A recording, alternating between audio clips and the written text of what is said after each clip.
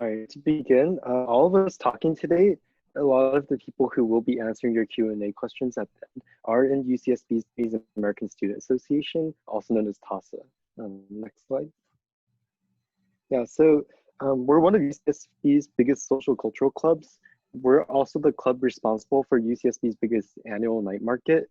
New members are always invited to join families for people in TASA that will stick with them throughout all 4 years of college. And from personal experience, it's really one of the best things one can experience in college. And it gives us a home away from home and a literal family. And most importantly, you don't have to be Taiwanese or even Asian to join. Actually, a lot of our members in TASA aren't Taiwanese, but we just share an interest for Asian food and culture.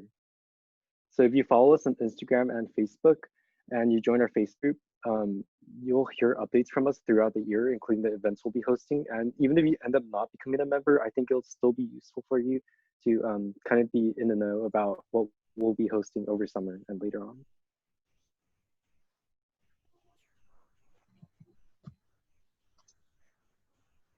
Okay, so next up, we're going to be talking about meeting features. The first one we're going to be talking about is polls, which are sometimes used to check attendance. So Christine's going to do one right now, just so you can see what it looks like.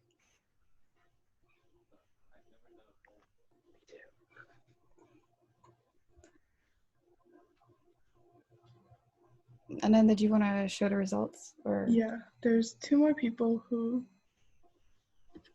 I think we're waiting on 2 more people.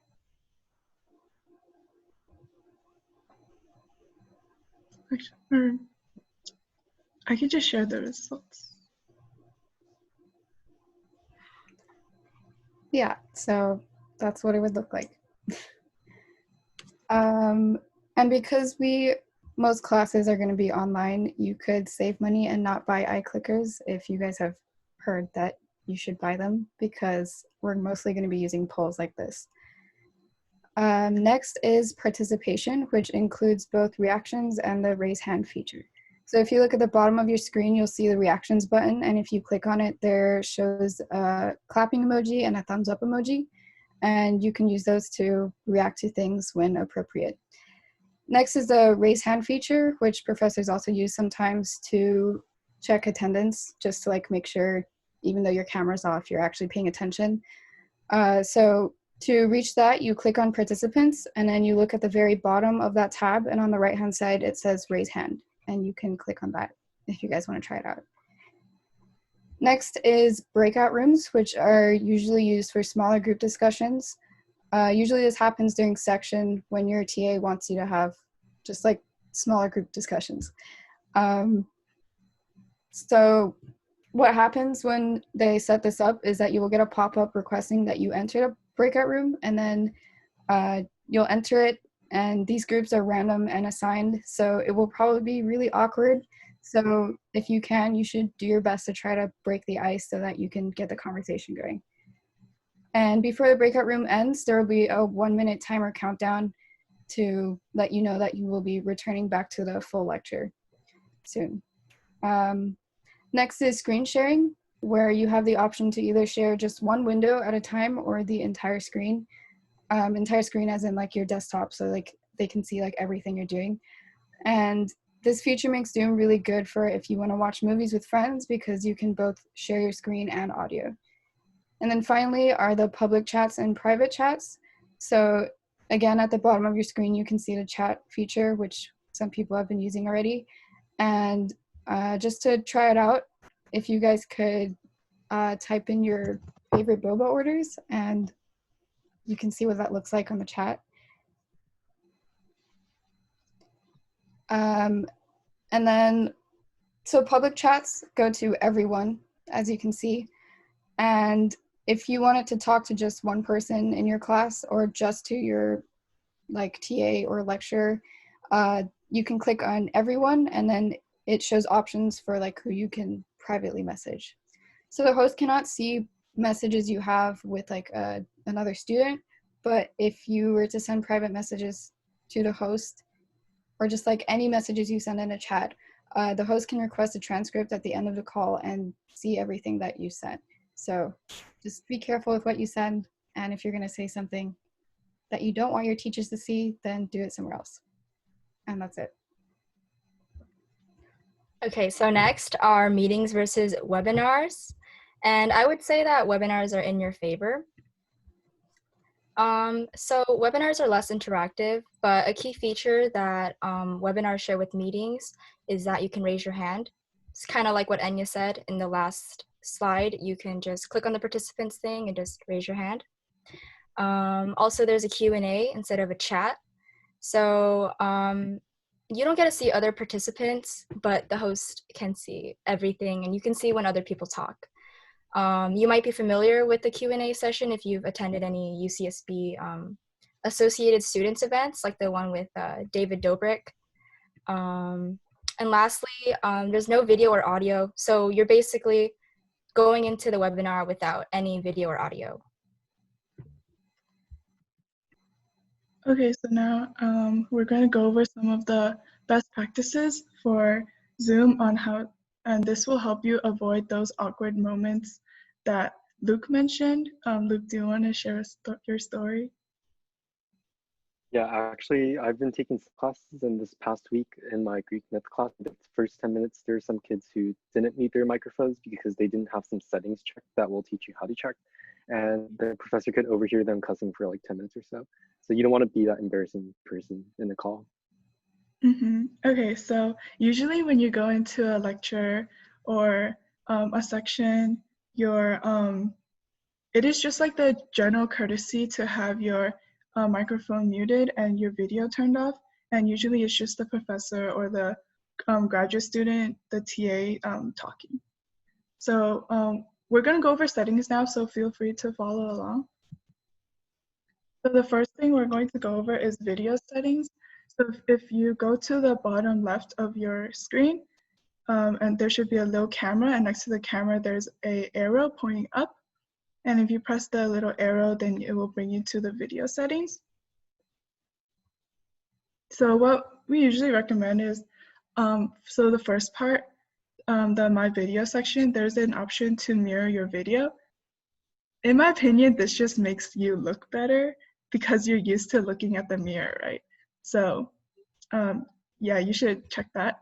And for the touch up my appearance, that might sound really good, but it actually doesn't do anything to you. Like it doesn't brighten up your skin or like anything like that. It's just like a bait basically.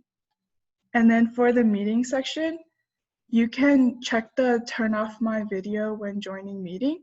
This is just for to be cautious so that in case like you're in bed during class, or if somebody's behind you, then people won't see it right when you join the meeting.